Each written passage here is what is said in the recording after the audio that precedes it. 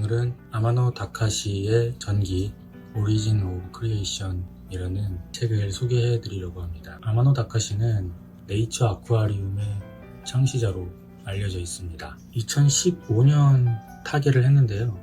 1954년생이니까 62세, 만 61세라는 어떻게 보면은 일찍 세상을 떴죠. 아마노 다카시는 ADA라는 그 네이처 아쿠아리움 브랜드를 만든 사람이기도 하고요.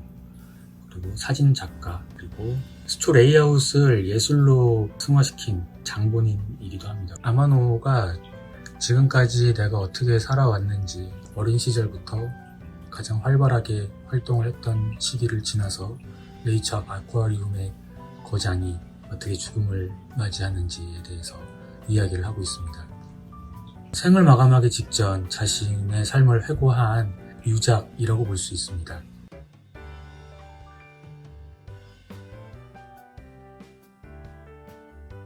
아마노는 넉넉하지 않은 집안에서 태어났다고 해요. 1954년 일본 니가타현에서 태어났고요. 어렸을 때부터 어머니를 따라다니면서 산에서 땔감을 구하러 다니기도 했고, 심부름으로 받은 용돈을 모아서 처음 식물도감을 산 것이 아마노의 인생을 바꾼 첫 번째 사건이라고 볼 수 있습니다.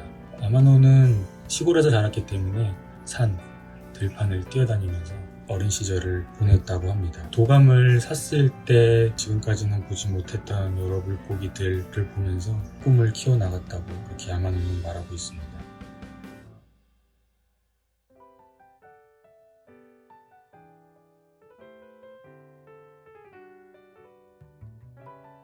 아마노는 그 10살 때 처음 형의 카메라를 빌려서 사진을 찍은 것이 카메라를 처음 만진 계기가 됐다고 하고요. 그리고 중학교 때는 생물부를 들어가서 활동을 했습니다. 그때 활동을 하면서 피라루쿠라는 대형어를 처음 알게 됐는데 자신의 눈으로 꼭 한번 보고 싶은 생각이 들었던 거죠. 당시에 우에노 수족관까지 아침에 자전거를 타고 달려갔다고 합니다. 쉬지 않고 출발을 했는데 다음날 아침에 도착을 한 거예요. 세계 최대 크기의 피라루코라는 대형어를 보기 위해서 수족관에 들어갔는데 20cm짜리 유어가 들어온 거죠. 굉장히 실망을 했었다고 합니다. 그 길로 이제 다시 자전거를 타고 집에 돌아왔다는 그런 이야기도 있습니다. 그때 자전거 여행을 하면서 주변 풍경을 막 찍었던 모양이에요. 사진을 인화를 해가지고 친구들한테 보여줬더니 금방 다 돈을 주고 사겠다고 그래서 카메라로 돈을 벌 수 있구나, 이 사진이 어떤 하나의 가능성이 될 수 있겠구나, 그런 생각을 아마노가 한 거죠. 그 시절에 처음 사진에 대한 어떤 욕망, 물고기에 대한 갈증, 이런 것들이 그때부터 움트기 시작한 겁니다. 6학년 때 처음으로 수조를 만들었대요. 그때 유리집에서 이제 판유리를 사와가지고 만들어서 그 수조 안에는 논흙을 넣기도 하고 광물을 담아서 채웠는데 자꾸 죽어나가는 거예요. 그래서 왜 이렇게 물고기가 죽어나갈까 생각을 하다가 이제 수초를 어항에다가 넣기 시작한 거죠. 물고기를 적게 넣었더니 물고기가 잘 살게 된 겁니다. 물고기는 산소를 필요로 하고 수초는 산소를 생성을 하니까 당연히 수초가 많으면 물고기가 잘 살겠죠. 수조 내에서는 사이클이 있다는 거를 그때 깨닫지 않았을까. 그 이후로 점점 이제 물고기의 그런 세계에 빠져들게 된 거죠.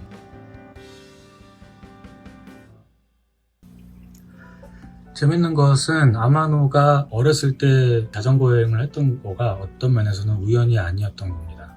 고등학교를 졸업하자마자 아마노는 경륜 선수로 활동을 하는데요. 아마노를 보면 알겠지만 체구는 그렇게 크지는 않은데 몸이 굉장히 단단합니다. 운동으로 다져진 몸이라는 것을 알 수가 있죠. 경륜 선수로 활동을 하지만 아마노의 마음 한편에는 항상 그런 자연과 물고기, 미지의 세계에 대한 동경, 갈망, 이런 것들이 속에 자리 잡고 있었던 것 같아요. 경륜 선수로 활동을 하면서 처음 그 상금을 받았을 때 제일 먼저 그 돈으로 니콘 F2 카메라를 산 거라고 해요. 그 카메라를 들고 여기저기 산을 다니면서 곤충도 찍고 식물도 찍으면서 자신의 관심사를 계속 확장을 해 나갔던 거죠.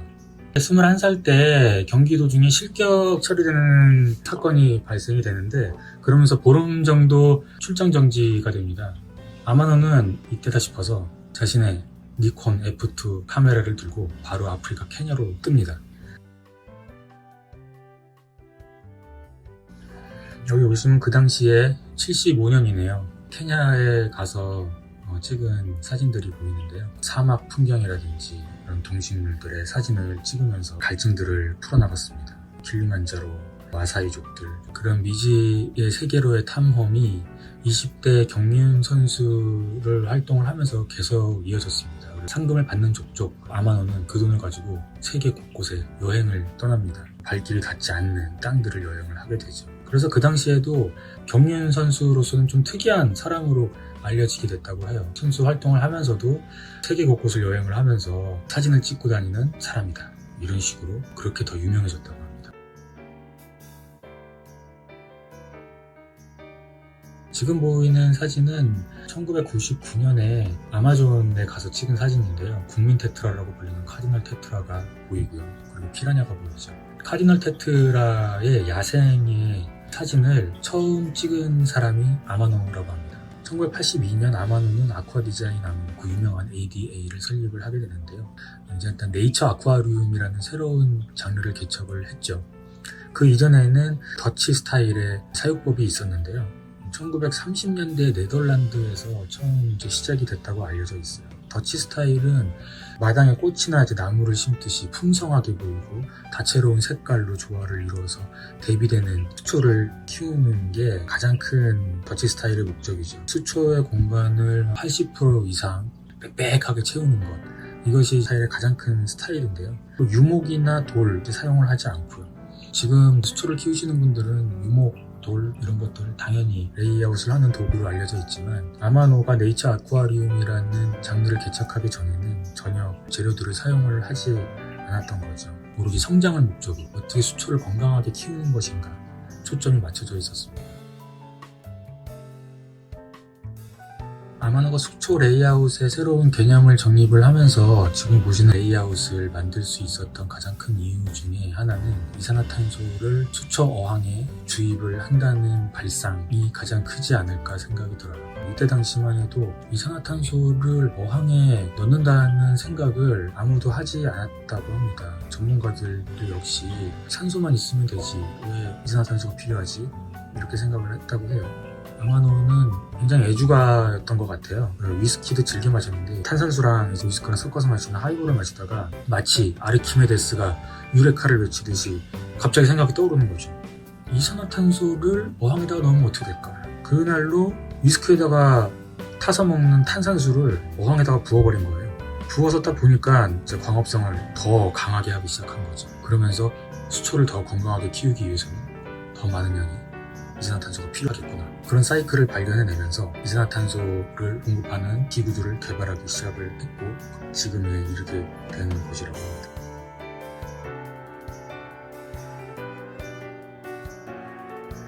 아마노는 모든 레이아웃의 소재를 자연에서 가지고 왔다는 것이 가장 큰 특징이고 그의 철학이기도 합니다.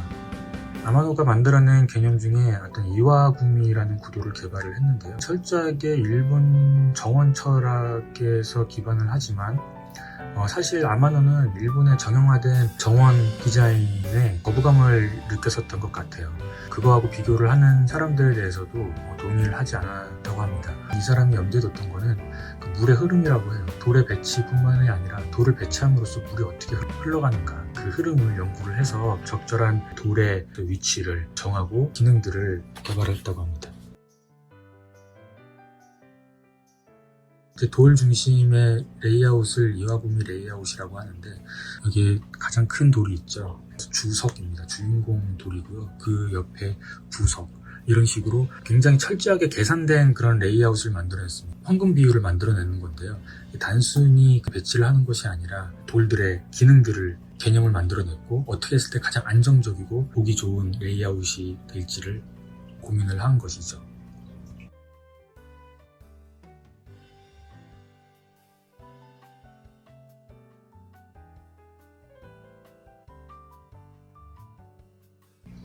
아마노 다케시는 1992년에 자신의 수초 레이아웃을 사진집을 발표를 하는데요. 그때 이제 처음 네이처 아쿠아리움이라는 개념을 전 세계에 알리게 됩니다. 전 세계의 동호인들이 충격에 빠지죠.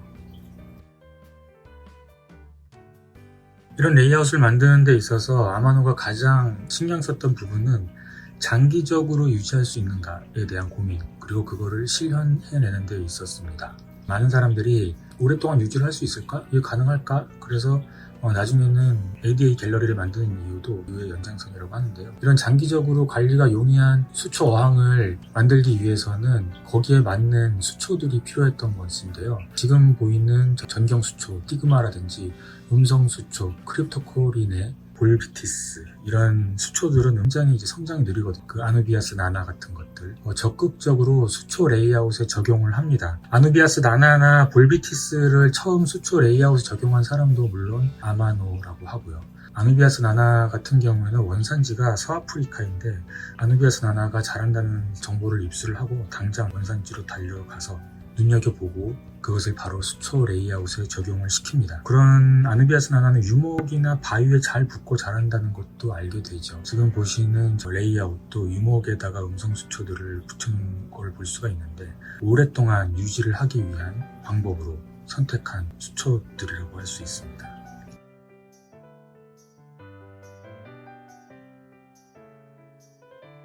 이런 성장이 느린 음성 수초들을 적극적으로 도입을 하면서 유지를 했고, 거기에는 또 이산화탄소의 주입이 필수적이었고요.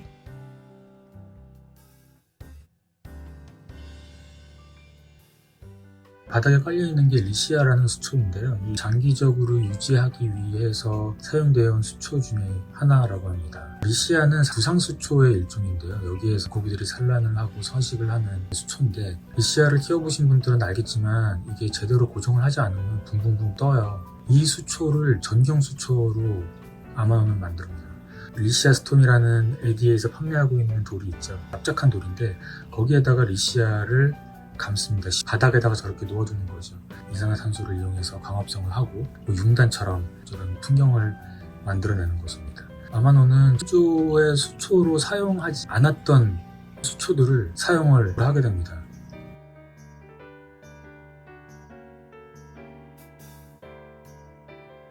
수초를 오랫동안 건강하게 키울 수 있는 방법 중에 하나 조명이었는데요. 지금은 굉장히 많은 조명들이 나오고 있죠. 그때까지만 해도 사실 조명에 대한 개념이 없었는데, 밑에 저렇게 전경수초들이 잘 자라기 위해서는 밑에까지 빛이 도달을 해야지 되거든요. 강한 빛이 필요한 거죠. 메탈 할리드 등이 나온 이유이기도 합니다. 굉장히 잘 자라지만 엄청난 전기세를 감당해야지 되는 그런 조명이죠. 아마노가 바다에서 수중 촬영을 하면서 물속에서는 푸른색의 스펙트럼이 훨씬 더 유용하다라는 것을 알게 된 거예요. 메탈 할리드 같은 경우에는 적색 스펙트럼보다는 푸른 스펙트럼하고 녹색 스펙트럼이 좀 강합니다. 수초들한테는 훨씬 더 유용하다는 것을 알아서 메탈 할리드를 사용을 하게 된 것이죠.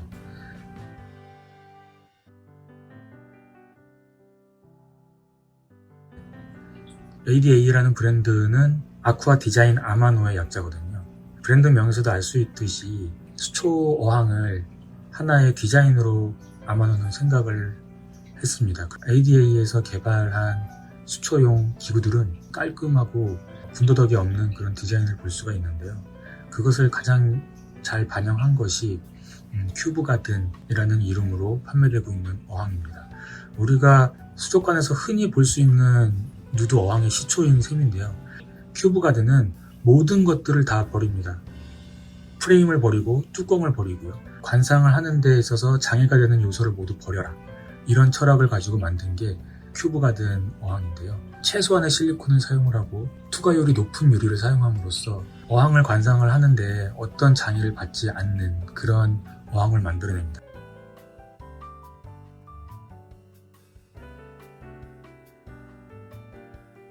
아마노는 2003년 그의 나이 50세 때 ADA 전시관을 오픈을 하는데요.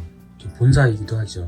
사진만으로는 네이처 아쿠아리움이 오래 유지할 수 있을 것인가, 여기에 대한 반문들이 많았다고 해서 ADA가 개발한 제품만으로 네이처 아쿠아리움이 어떻게 유지가 되고 어떤 모습을 하고 있는지 주는 게 목적 중에 하나였다고 해요.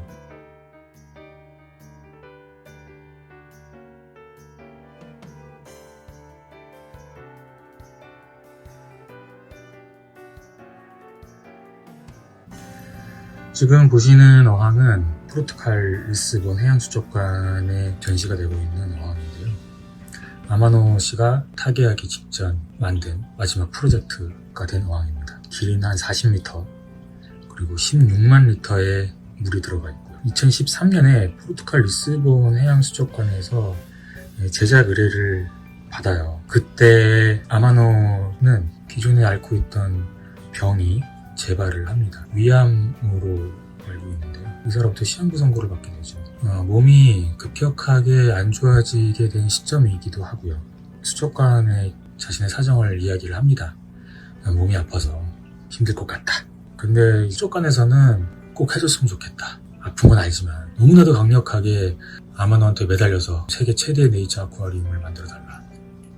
아마노가 승낙을 해서 2년 정도를 이제 구상을 하고 2015년 1월에 일주일 동안 50명의 스태프를 데리고 최종 레이아웃 작업을 진행을 합니다.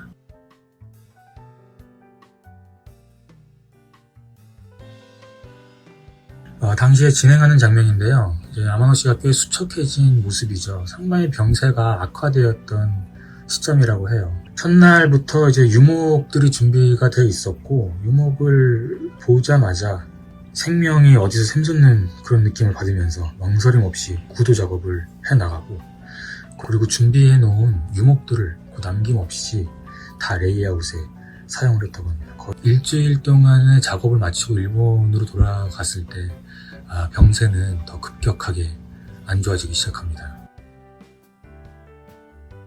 작업을 마치고 스태프들하고 기념사진을 찍은 모습이에요. 2015년 4월에 그랜드 오픈식이 열리게 되죠. 상태는 더 안 좋아졌습니다. 몸이 너무 안 좋아져서 과연 그랜드 오픈에 참석할 수 있을까 고민을 했던 거죠.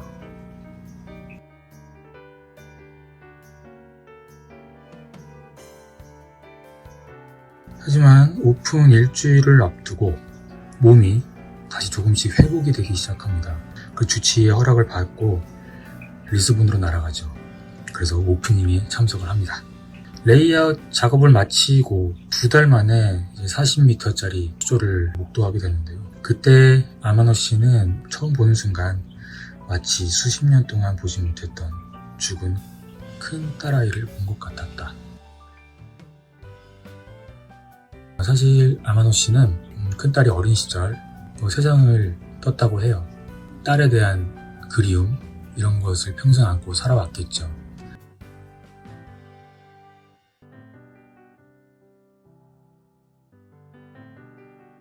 아마노 다카시는 항상 그 아름다운 풍경은 언제나 아름다운 생태계 안에서 유지된다, 이런 말을 했는데요. 그것이 자연과 인간이 공생할 때 가능하다, 그렇게 이야기를 합니다.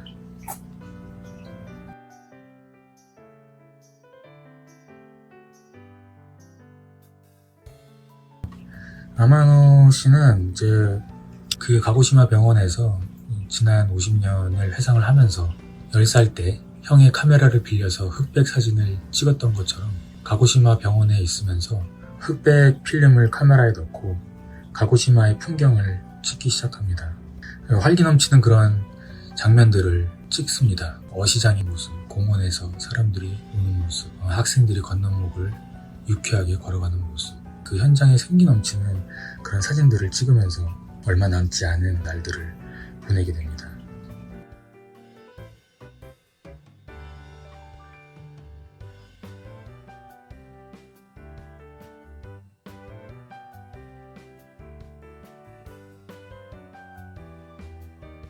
이 마지막 페이지에 있는 사진인데요. 굉장히 의욕적이고 활력이 넘치고 에너지가 강한 사람이라는 것을 알 수 있습니다. 저 뒤에 보이는 나무는 삼나무인데요. 일본의 그 사도라는 섬에서 찍은 아마노 씨가 가장 좋아했던 나무라고 하고요. 이 작품집은 아마노가 구술을 하고 딸이 받아 적으면서 기록을 하게 되고요. 이 원고는 2015년 7월 탈고를 합니다. 그리고 한 달 뒤에 2015년 8월 4일 62세의 나이로 타계를 합니다. 그 뒤로 한 달 후 2015년 9월 이 책이 출간이 되죠.